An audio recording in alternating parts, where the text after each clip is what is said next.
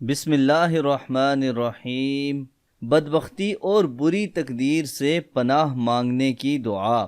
حضرت ابو ہریرہ رضی اللہ عنہ کہتے ہیں رسول اللہ صلی اللہ علیہ وآلہ وسلم زبردست مشقت سے، بدبختی سے، بری تقدیر سے اور دشمنوں کے خوش ہونے سے پناہ مانگا کرتے تھے، اور اسے بخاری اور مسلم نے روایت کیا ہے۔ اور وہ یہ دعا پڑھتے تھے جس کے الفاظ یہ ہیں: اللہم انی اعوذ بک من جہد البلاء وترک الشقاء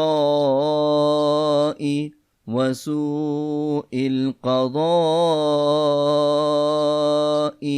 وشماتت الاعداء۔ اے اللہ، میں پناہ مانگتا ہوں زبردست مشقت سے، بدبختی سے، برے فیصلے اور دشمنوں کے خوش ہونے سے۔ اللہ تعالی ہمیں بھی زبردست مشقت، بدبختی، برے فیصلے اور دشمنوں کے خوش ہونے سے محفوظ رکھے، ہماری تقدیر بدل دے اور جو ہمارے لیے بہتر ہو وہ ہمیں عطا کر دے۔